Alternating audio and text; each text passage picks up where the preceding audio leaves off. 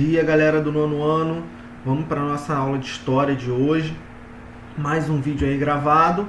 E no nosso vídeo de hoje nós vamos entrar no primeiro capítulo do segundo bimestre, tá certo? Capítulo 6, Revoluções Russas, tá certo?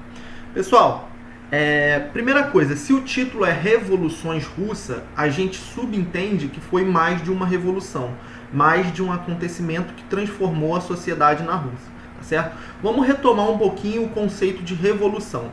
Revolução é toda e qualquer mudança que ocorre em uma sociedade, uma mudança profunda, seja ela no campo da economia, da política ou do social, ou até mesmo dos três relacionados, tá certo? Então, quando alguém assume o governo e toma o poder em um país e ele faz algum tipo de mudança política ali profunda que transforma aquela sociedade, isso é uma revolução.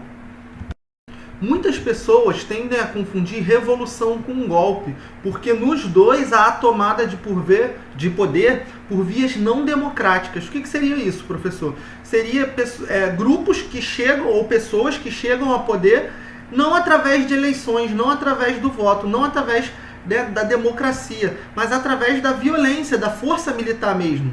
Ou seja, então, professor, qual é a diferença de uma revolução para um golpe se os dois chegam ao poder através do uso de força militar? Os historiadores vão dividir revolução e golpe a partir das seguintes características.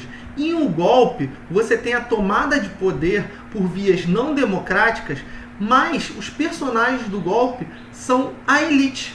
São pessoas que já estão de alguma maneira relacionadas a esse poder. Elas só não estão no governo. Por exemplo, uma elite de empresários, a elite militar, generais, coronéis, porque são eles que têm mais poder dentro da hierarquia militar, políticos, tá certo? De maneira geral. Ou seja, quando a elite toma o poder, é um golpe de Estado, tá? Porque ela já está inserida nesse poder, por ser elite. E quando a tomada de poder ocorre por parte da população, ou seja, por personagens que não estão no poder, na esfera de poder político ou econômico, e aí acontece uma revolução. Ou seja, quando o poder é tomado por representantes, por membros do povo, da população, tá certo? Exemplo, trabalhadores, camponeses, militares de baixa patente, como soldados, cabos, tenentes, aí acontece uma revolução.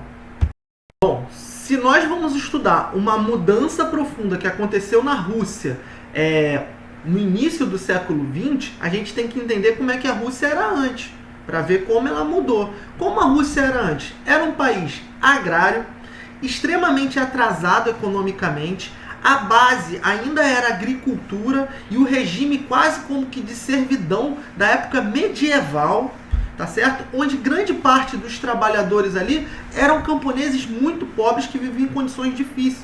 Alguns passavam até fome ou tinham que trabalhar muito para não chegar numa situação de miséria, tá certo?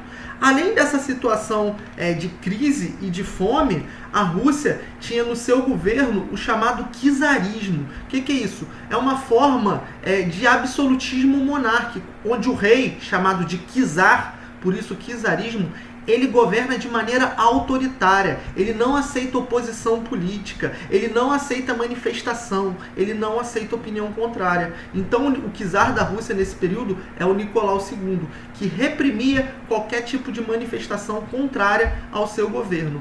Mesmo assim, vai existir uma pequena oposição política censurada na Rússia. Principalmente, vou destacar aqui, o Partido Operário Social-Democrata Russo, pós-DR, composto de duas alas. O pós-DR era composto pelos mencheviques, que eram a minoria e apoiavam uma mudança no governo, mas de maneira gradual, e os bolcheviques, que eram a maioria, que queriam uma mudança completa no governo de maneira radical e através de uma revolução dos trabalhadores. Pessoal, com esse cenário de autoritarismo político e de crise e fome, crise econômica e fome, vão começar a eclodir no ano de 1905 revoltas pela Rússia. A Rússia vai entrar numa guerra com o Japão, vai perder essa guerra, na chamada Guerra da Manchúria, e aí vai agravar ainda mais a situação econômica do país. A população vai protestar em frente ao Palácio de Inverno, que é a sede do governo russo, e o czar vai reprimir essa manifestação de maneira violenta, matando centenas de pessoas. É o chamado episódio do Domingo Sangrento. Então tudo isso são as causas das revoluções que vão acontecer na Rússia posteriormente, dessa manifestação de 1905, tá certo?